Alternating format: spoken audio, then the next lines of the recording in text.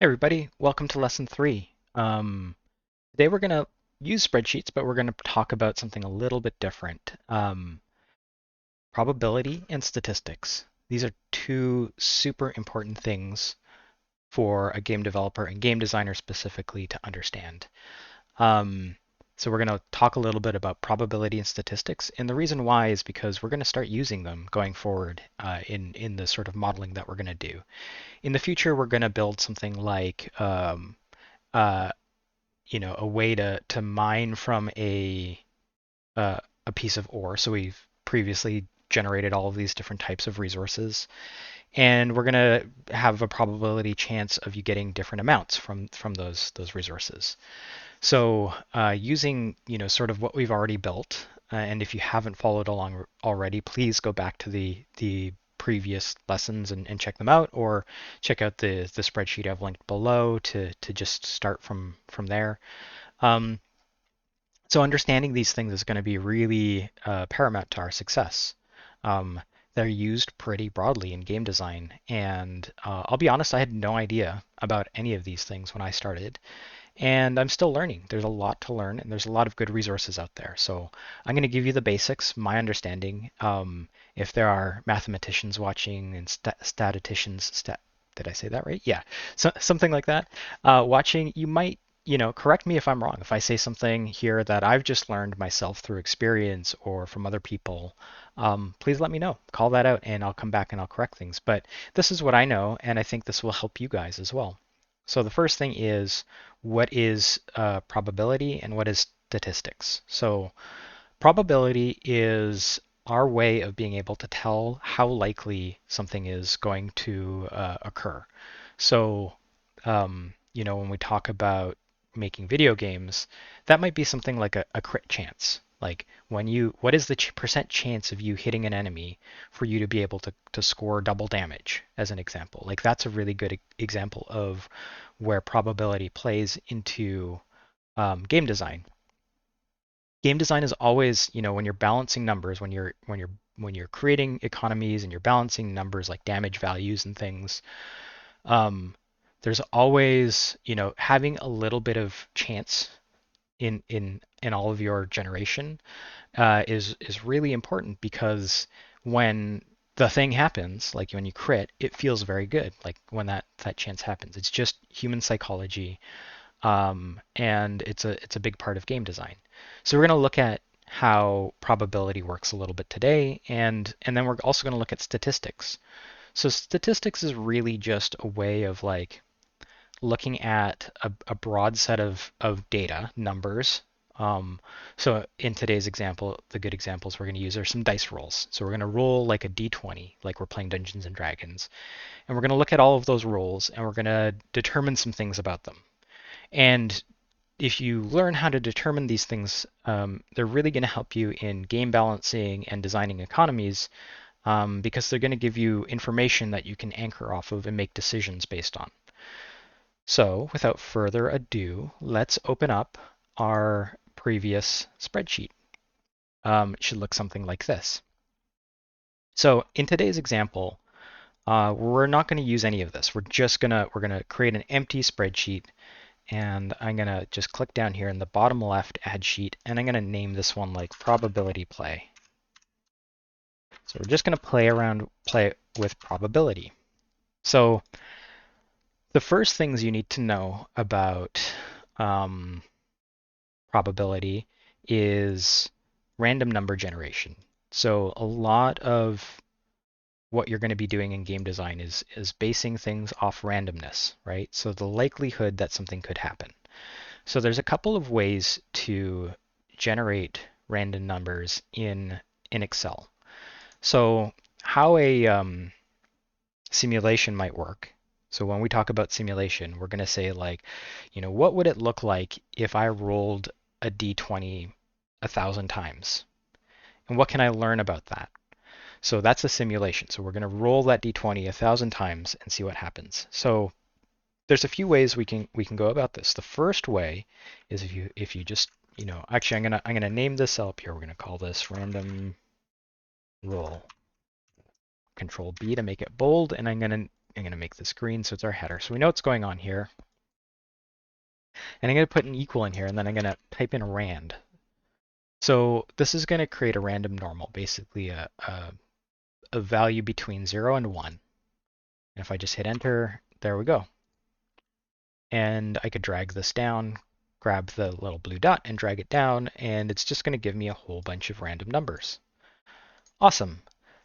That's not that useful right now. We can work with that in a whole bunch of ways, though. That's really the most sort of like critical part of all of this. But I'm going to delete this. So for today, we're going to use a different type of RNG, random number generator. We're going to use a rand between. So the first thing we're going to do is do a 1d20 roll. So if you play Dungeons and Dragons, like I do, big D&D nerd, there is a 20-sided die that you roll to determine what number comes up. And so we're gonna roll that 1d20 1,000 times right now in the spreadsheet, and then we're gonna do some things with that information. So how do we do that? So we could actually do that random, just that rand that we just did. We could multiply that by 20 and round it, and it would actually give us a 1 to 20 roll result. There's some problems with that, and there's a little bit of extra math we might need to do to make sure things don't land on 0, etc., because there's no 0 on the die. It's 1 to 20. But we're going to do something called a rand between. So if we go equals rand, you'll see there's a couple of functions in here, rand array, and rand between. And we're going to do rand between. So between two integer values. So an integer is like a whole number. It's like 1, 2, 3.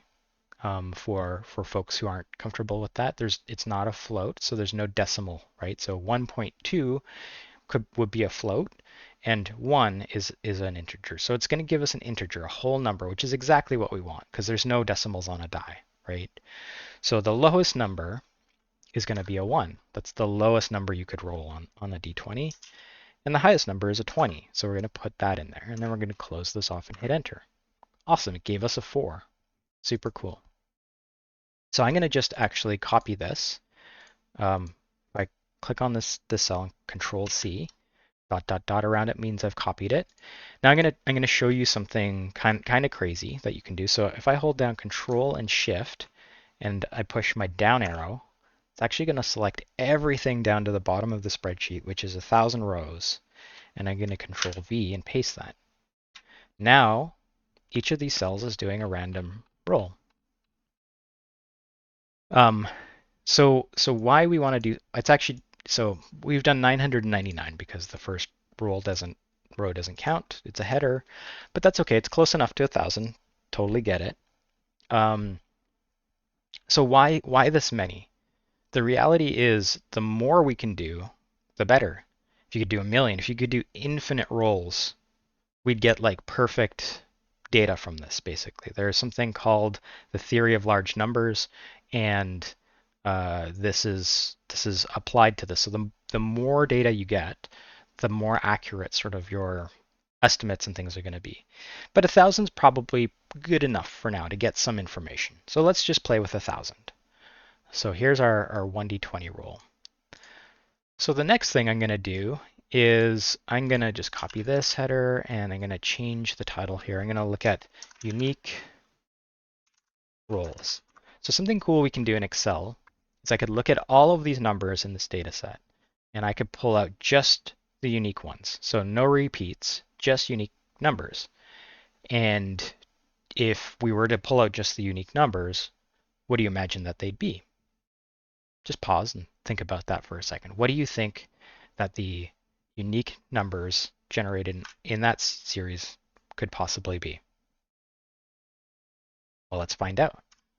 So there is something called unique.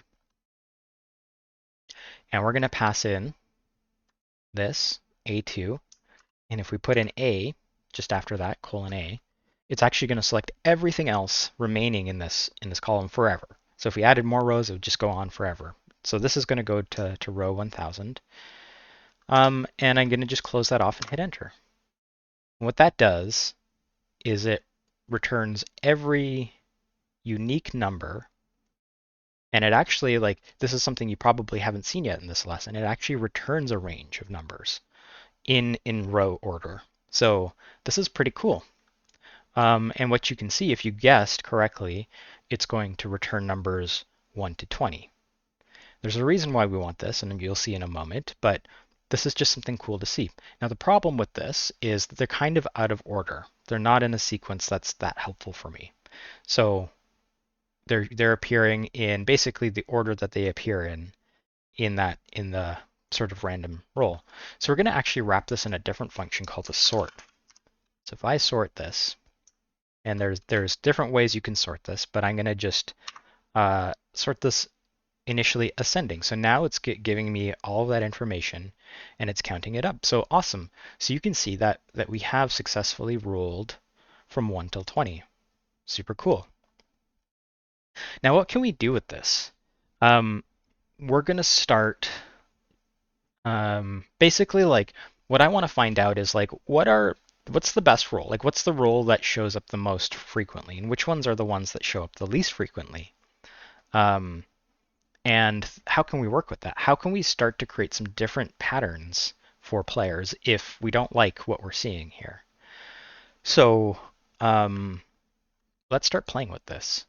The first thing I want to do is count the number of times that 1 appears. Each of these numbers appears in the random rolls. In 1,000 rolls, how many times does each one of these appear? I'm gonna just find that out, because the more times something happens, the more, like, the higher probability chance of it occurring is, right? So that's kind of what we want to find out is how many times did a 1 land, a critical failure in D&D, or a 20, a critical success in D&D. Like, that's an important piece of information. So if we're trying to, design a system where you crit at a certain frequency, and we want to know how frequent that is, so we can do some math to kind of figure out, like, what your average damage is, etc.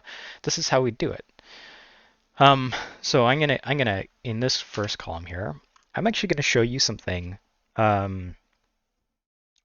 really cool here called an array function. So actually, we'll do the normal way first, and then I'll show you the array function way. So if we do count, that's not going to be good enough. It's going to count everything, but we want to count if. So we want to count. Wow, it's doing a lot for us there. So awesome. So we do want to count from A2 to A. And I'm going to lock that in with an F4. Awesome. And I want to count if the value is 1. So if we get 1 in this range, count how many times that happens. So 1 happens 65 times. Awesome. So I'm just going to drag that down, and you can see how many times each one happens. Cool. Okay, so now I'm going to back that up. I'm going to delete all of this, and in this COUNTIF, I'm going to delete that. I'm going to wrap it in something called an array formula. What the hell is an array formula? So basically, I don't want to have to drag this out. I want to write a formula one time that is applied to this entire array. So I don't have to do lots of editing and stuff. I can just edit my formula in one place, and it's going to apply that to everything.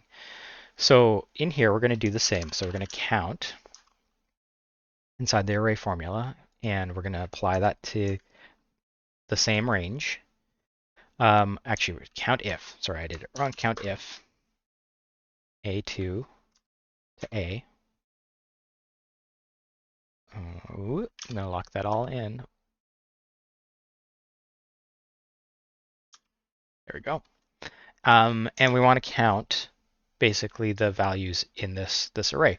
So instead of just passing the single value in, what I can do is pass this whole array in, and it's going to apply this COUNTIF to this whole array. I'm going to lock that in, close that up, and hit enter. Boom. And that's what it's just done. So I have a formula in one section, and it's passing in this whole array, and it's returning a whole array of data, a whole range of data. Um, and that's awesome. That makes things a little simpler for me. So how helpful is this? Like, what can we determine by looking at this data? So we can start to figure some stuff out. So the first thing is it looks like things happen relatively about the same, which is kind of interesting, right? Like that's an interesting piece of information. What could we do with that? Let's think about that a little bit. So the first thing I'm going to actually do is figure out what is the percentage chance that a number comes up. So let's figure that out. So if we remember, so percentage is out of 100, right? So like if, you know, let's do 1 out of 100. I'm just playing here. So what we do is divide 1 by 100, and that should give us the percentage of it as a decimal, and we'll get into that. So what we want to do is get the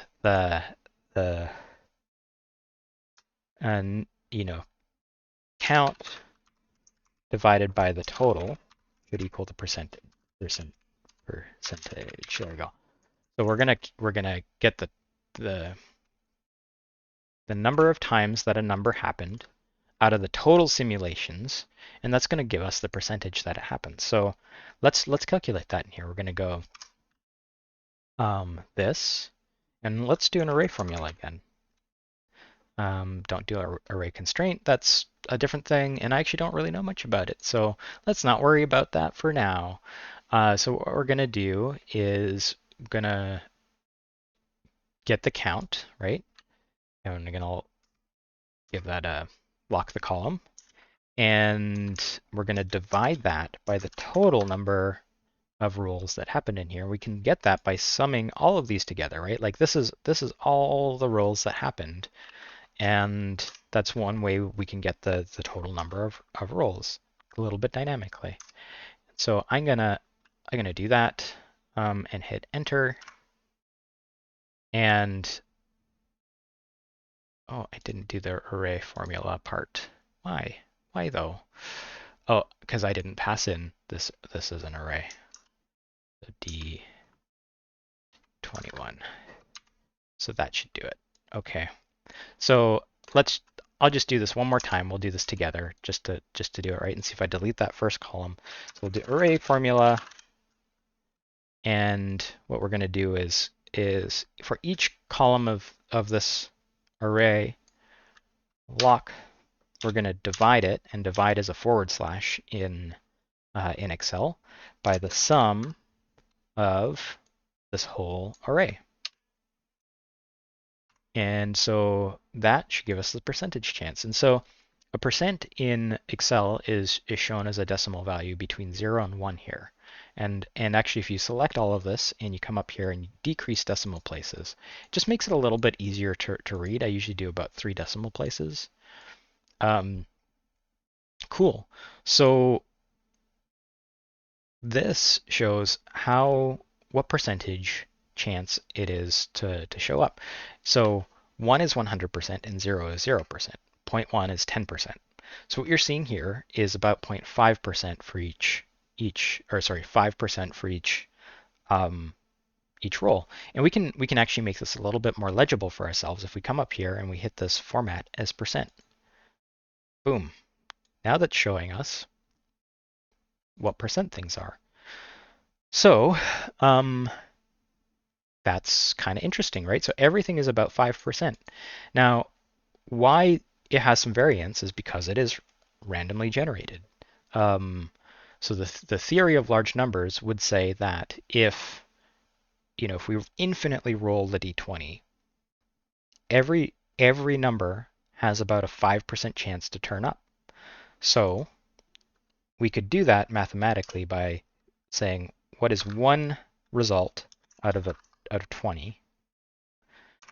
That's 5%, right? So we're just simulating and showing what an actual sort of like result sequence would look like. So I'm going to show you something that it probably doesn't matter for this. What we're seeing here is that basically every number on a d20 has about an equal chance of appearing, which is about right. That should be how it works. And so we're gonna play with different ways of changing this in the future. So the first thing I'm gonna actually do is I'm also gonna give these a percent rank. So percent rank. And this is not going to matter a lot for this, but let's go through the motion and learn what this is and how to do it. So what this is going to say is relative to one another, the results. Tell me like in order or like as a percentage relative to each other, how much, more likely something is to occur than something else. So, if something were 80%, what it means is this number happened 80% more than other numbers.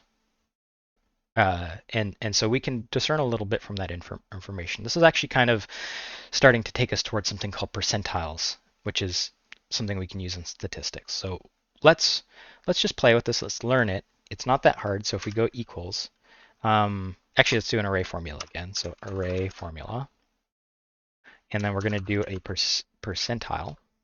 No, we're going to do percent rank. So the percentage rank of a value in a data set.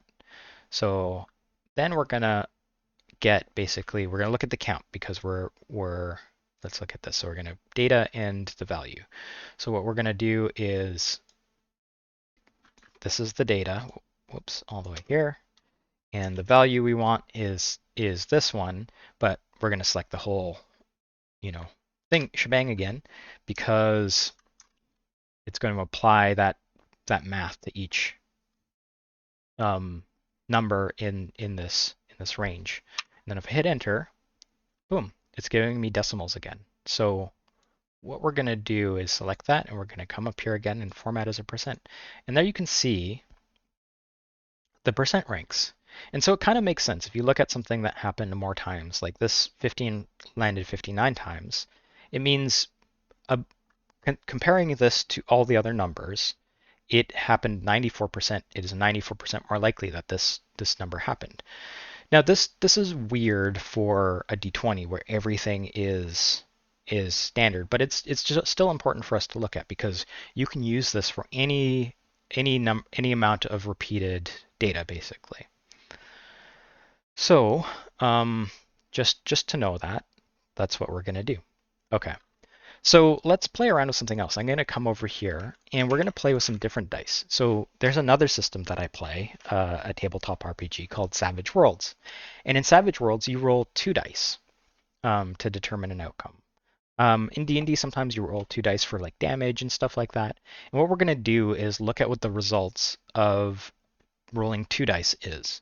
So in this, we're going to look at 2 6-sided die, and we're going to roll it together. And we're going to compare these 2 sets of information to one another to see like what seems different here. And actually, before we go there, I'm going to do one more thing. We're going to get there. We're going to do one more thing. I'm gonna like order. I'm gonna order these percent ranks. So let's say rank order. And what I want to do is relate the best result to the number in a really easy way for me to look at in order, because kind of looking at these percentage ranks in out of order, like it's a little weird. So what we're going to do is sort, and we're going to drag and get this whole range. Awesome. So now we're getting these in order. And if we then get the number, so we're going to get the number related to this one. And if you think back to our past lessons, how could we get data related to this? Like what could we do? We're going to use an index match. You could use a VLOOKUP as well, but I'm going to do an index match because that's what I like. So we're going to get an index. We're going to get some data from this. and we want a row number. So we're going to match this piece of information against this. And I'm going to put a 0 in there so we get an exact match, and that should find something for us. And so if I drag this down, boop, this will tell us, 100%, the highest, basically, rank was 8. 8 happened a lot in this data series. You can see it's happened 62 times, which means it was like proportionately, it was 100% better than the other rules. Like it was more likely ranked against it proportionally that way. Sorry, if my explanation doesn't make sense, I really encourage you to look up percentiles and to understand what percentiles means and percent rank. I'll talk towards the end of this video about some really good resources for learning this stuff. But this is just the basic theory of it and how it works, and what we can do with it. Okay, so again, let's come back to the 2d6. So let's say actually, in D&D you could roll a d12 or you could roll 2d6. So you could learn some information about that. For starters, a 2d6 will never land on a 1. So if you got 2 1s on the 2d6, you'll get 2. So it'll always flat do slightly more damage than, if you're rolling a damage dice with 2d6 than if you rolled a 1d12. However, a 12 is probably a bit more likely to appear than on a 2d6 because you're dealing with 2 dice and the probability of 2 dice in that model. But let's jump straight into the 2d6 and do some modeling here and see what's different. So the first thing is, how do we roll a 2d6? So if we hit enter, we do rand between a 1 and a 6. But we need that twice, and we're going to add those two numbers together. So we're going to add plus and another one right in between a 1 and a 6. Awesome. So that gives us a number. And we want to do that 1,000 times or 999 times. So I'm going to copy that, Control C. And then while I'm on the cell, Shift, Control, all the way down, Control V to paste. There we go. Okay. So now we've simulated 999 rolls of a 2d6. And let's do the same thing that we did over here. So let's just copy all of this, the headers, paste it there, and go through this all again. So let's get unique rolls. So the first thing we're going to do is sort order unique, and then we're going to get K2 to K. Boom. So from 2 to 12 is the unique roll orders. Now let's count these again. So we're going to do an array formula. And what we're going to do is a count if, and we'll apply that to K2 to K range. And the criteria is the numbers in this range. So we're just going to select this range and hit that. There we go, boom. Okay, so you can immediately see kind of a difference between the way, so this is called a distribution, the way that these numbers and these results are distributed. So with a d20, when it's one die, you can see that basically the count is roughly equal. It's about 50 each. But here, it is dramatically different. So the distribution of these numbers is definitely slanted towards the numbers in the middle of this than the ones at the edges. So let's get the percentage chance that these things happen. So again, we're going to do an array formula. And we're going to, what are we going to do? We're going to divide all of these divided by the sum of all of these. And that's going to give us the percentage chance. So we put that there, boom, ugly numbers, going to select that and hit Format as percent. And there you can see totally like a 7 apply it appears 16.32% of the time. That's the highest appearing one. And if we do a percent rank of these, so again, let's do an array formula. And then we're going to do percent rank. And then the data is here. Actually, no, we want this data. Because we want to find the percent rank based on the number of times some things happen. And the value is going to be this. This is the value, but we're going to apply that to each thing. And there we go. So now this is going to give us percentiles. This is really cool, actually, because the data is distributed in this nice sort of like bell curve. And we'll talk about what that means in a moment. This is giving us neat percentiles. So I'm going to talk about percentiles in a moment, but for now, let's order these, right? So if we go sort here, and we sort this, that's going to sort them from 0 to 100, and we got 2 zeros in this simulation. So actually, the thing you'll notice is every time you make a change in the spreadsheet, it's going to rerun the simulation. There's ways to make that not happen. They can get very, very big and very heavy eventually. But if you want to rerun it, so you could get an empty cell, and all I do is pick an empty cell and hit delete, and that usually reruns the simulation. Cool. And then so the number in terms of like how, if we rank the numbers together, if we said as a percentage, which number appears the most proportional to all the other numbers, let's order these.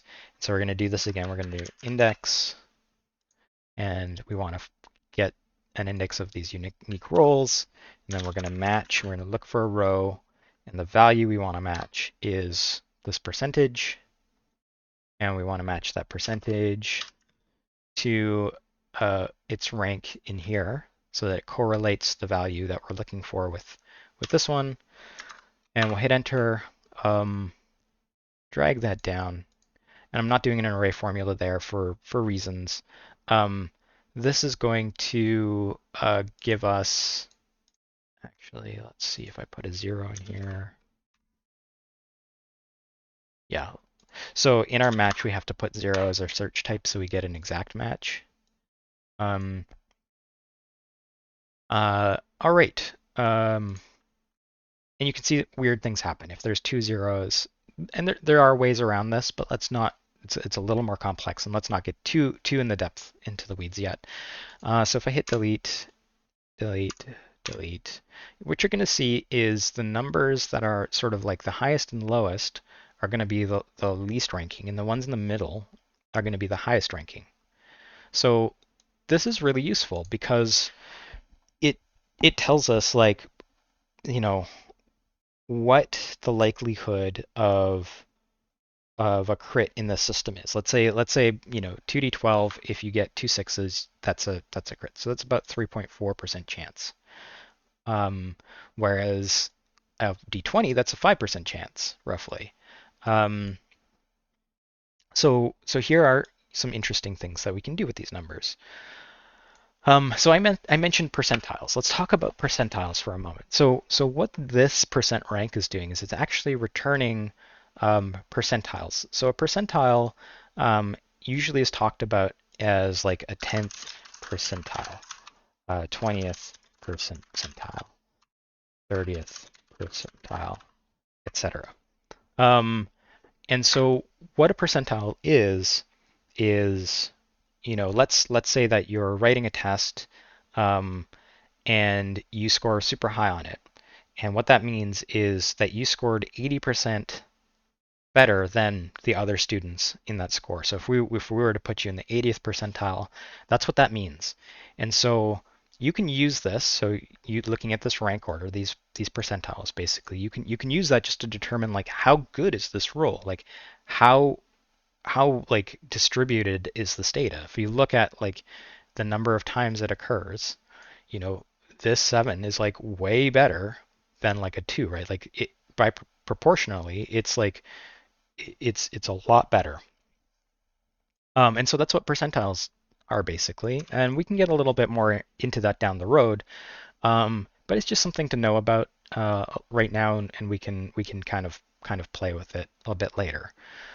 So I'm going to come back over to our D20, and we're going to look at some other statistics. So what we're going to look at is the mean. So actually, I'm just going to put in brackets average. So we're going to look at what the average roll is, or what the mean is. Average and mean are a little bit different, but for now, we're just going to kind of say that they're the same thing. And then we're going to look at a couple other pieces of information.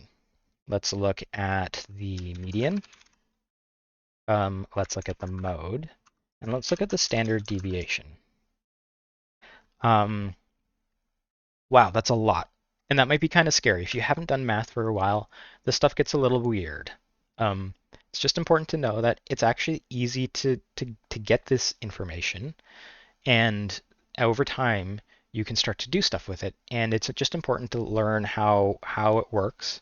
And I'm going to try to walk through some examples where this information might be helpful for you.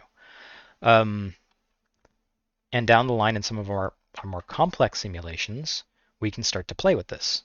So the mean or the average basically is like the number that happens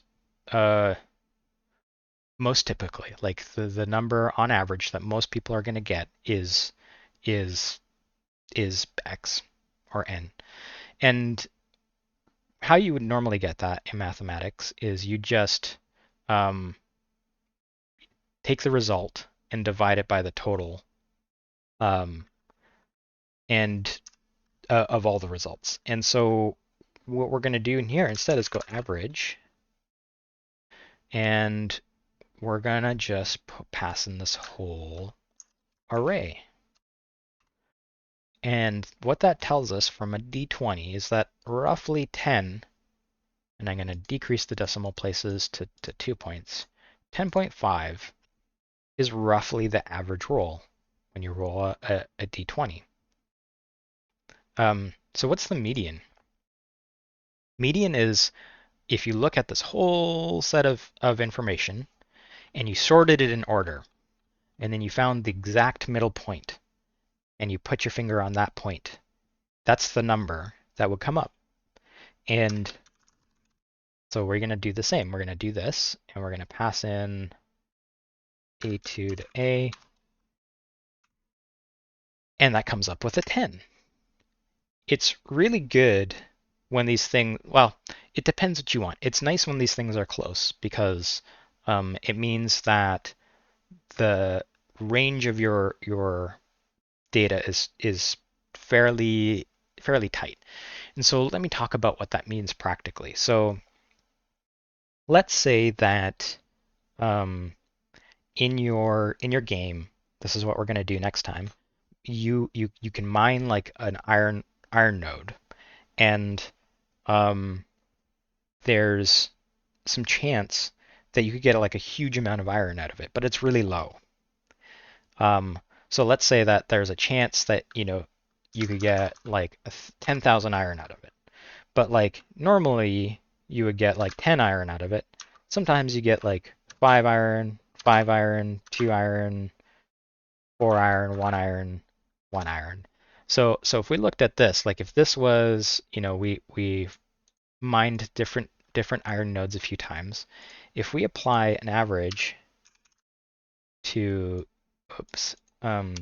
average to this data set, what we're going to find is that the average is really high. Like on average, if you infinitely mine these nodes, you're going to be getting about this much over time each time you mine, theoretically. So that's a helpful number, but actually let's move this over to this average so we see it. Average, mean, and then let's look at the median of this. So median is going to tell us that, yeah, but just because you got 10,000 once doesn't mean that that's like statistically the thing that happens most often. Most often, you're actually going to be getting around 4.5.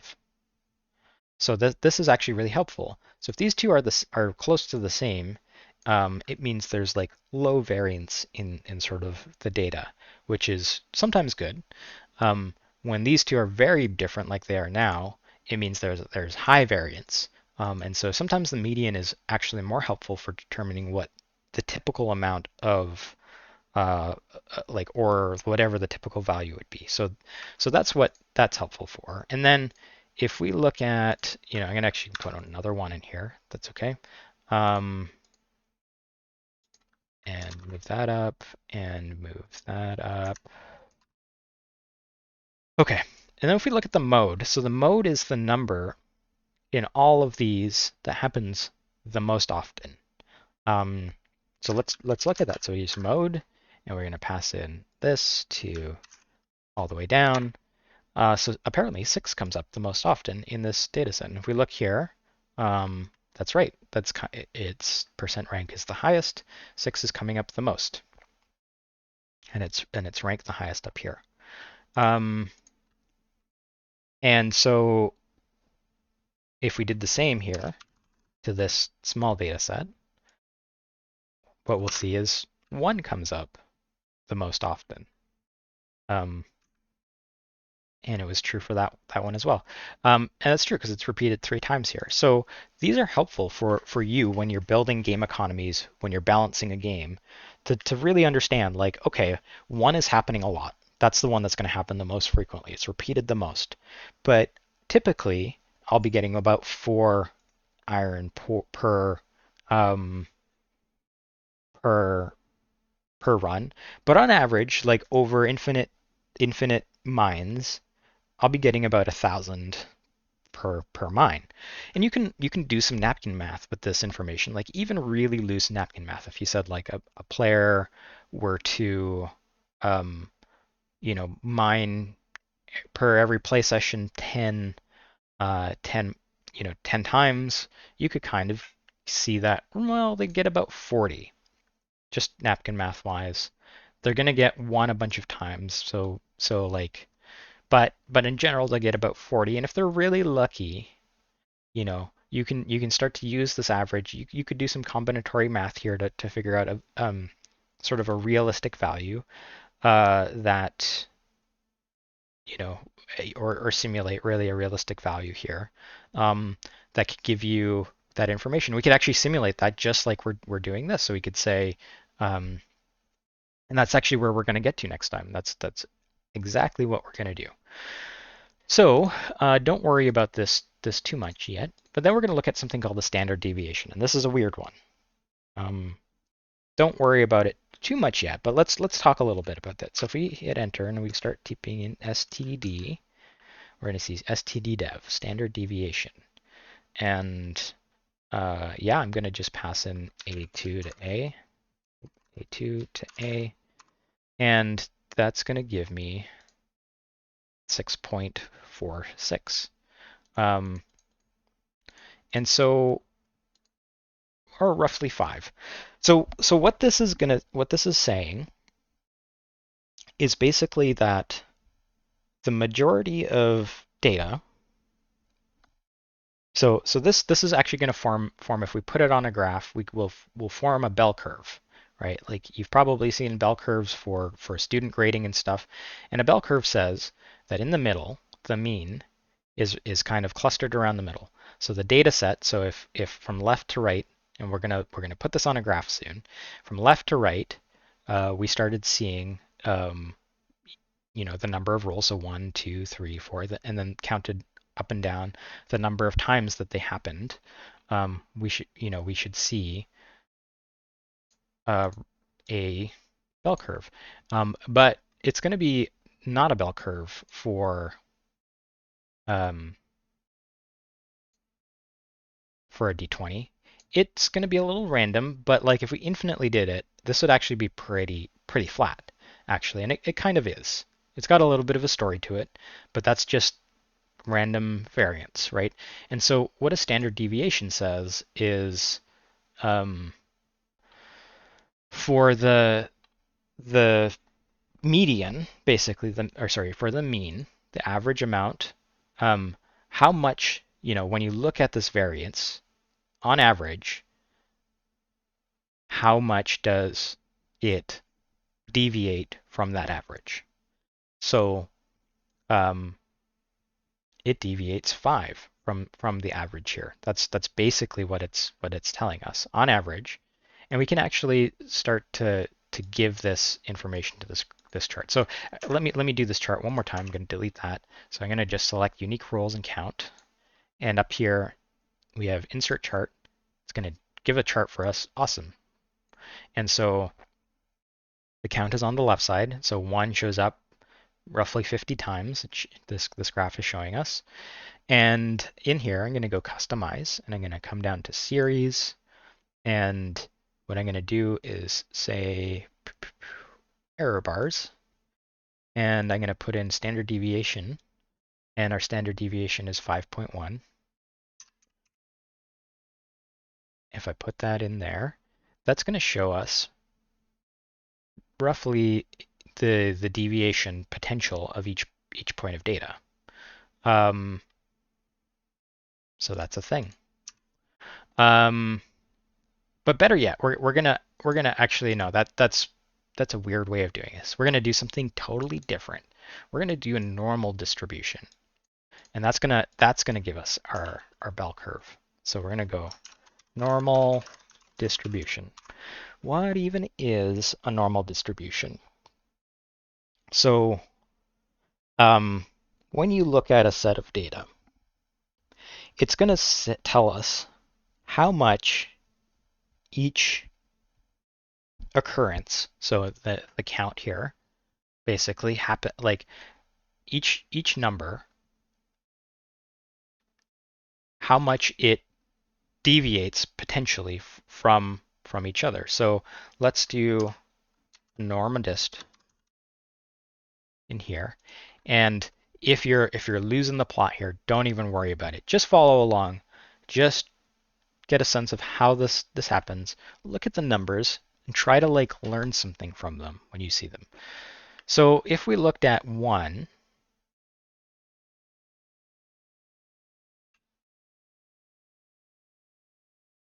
and I'm going to lock that in, and the mean of, actually,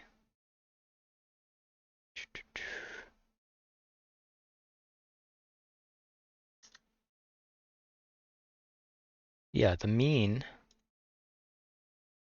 normdist, promise I know what I'm doing. 1, and the mean is 10.3, and we're going to lock that in. And the standard deviation is this. We're going to lock that in, and we're going to put false for cumulative. Don't even worry about what cumulative is. And you can drag this number down. This is going to generate a normal for us between 0 and 1.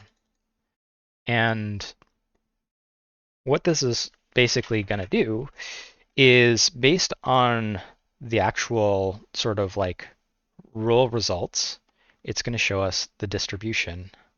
And if I select this, I select this, and I hit the graph again, boom, that is going to give us the bell curve.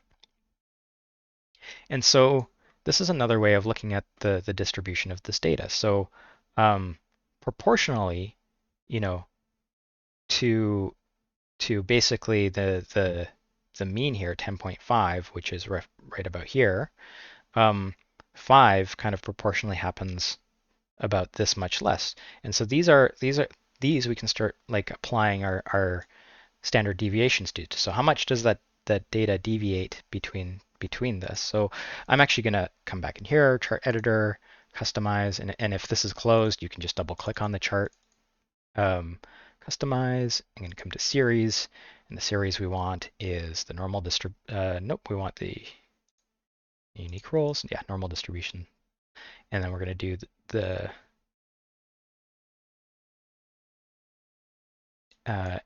error bars, and we're going to do standard deviation, and I'm going to put in 5.878 in there.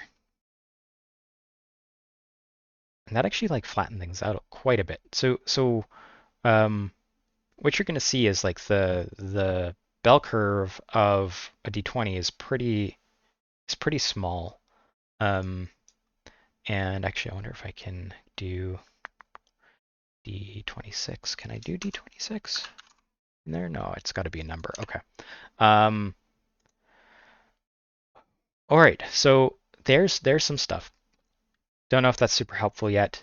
But we're going to do the same thing for a D6. So over here, I'm going to get the mean. So the average of all the rolls. And just give that a few less decimal places. And I'm going to get the median. So the median is the one right in the middle. They should be pretty much the same. 7, great. The mode is the one that happens the most frequently.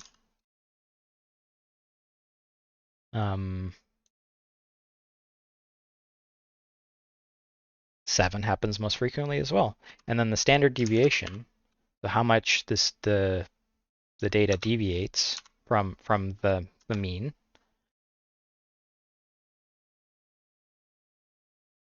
is 2.34. So there's less deviation in this. And I'm going to insert a column here. And what we're going to do is the normal distribution of this data.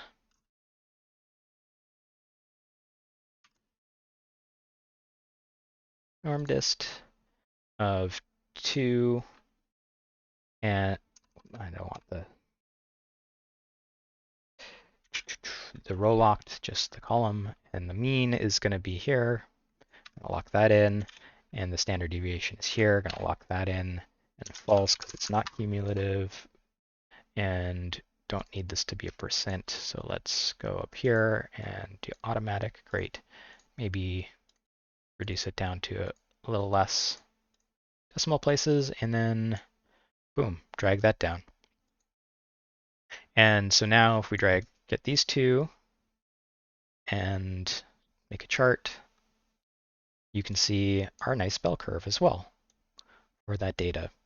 And so 7 is basically the mean. The average is kind of clustered around 7. So you can see that proportionally 7 is happening much more. And let's see if we add in our error bars and the standard deviation of 2.42. That can show us the potential deviation in there.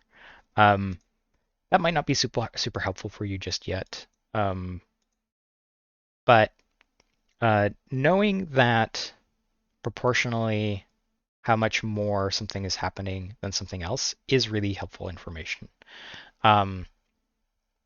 You could start playing around with all of the math in here to be like, okay, so we want to do, I'm going to just put anything you want to do a unique equation on, 1d6 plus 2 if you had a stat that gave your first one a boost, and then copy that and drag that down and paste. Like all of a sudden, now you get up to 14, and the lowest you could get is 4, and you're getting a whole different series of information here. You're starting to play with the probability and the likeliness that certain numbers are coming up. And this is game design. You are designing a game. And we're going to use this in the future, but it's important to know the statistics, how to figure out how to count things, understanding percentage chance of things to happen, ranking things by percent chance. Normal distribution is kind of like proportionally how much things happen, um, against each other, and that'll give you a bell curve of your data. Showing how often things are distributed. Rank order or percentile rank is going to allow you to rank how frequently certain values appear. Very useful stuff. It's a lot, and really just follow along for now. We're going to start doing some actual distributions of probability chances in our next thing. We're not going to use dice. We're going to start working with something called a weighted distribution system, where basically it's like a deck of cards. So if your deck had 5 of one card in it, 2 of another, 10 of another, we can start to determine like how likely it is that those cards are going to be drawn, and we can build some simulations around that. And then we can look at the statistics of that data and make some decisions about balancing our systems around it. So this is super important. This is just the foundation. If you don't understand everything yet, that's okay. Just follow along, and we're going to keep using this information. We're going to keep doing stuff with it, and eventually it'll start to make sense. And if it doesn't, honestly, I forget this stuff sometimes too. You can come back, look at this video. Highly recommend that. And ultimately, it's really important to learn, but you don't have to go too deep right away. The other thing I mentioned is there is some really good resources for learning this stuff out there.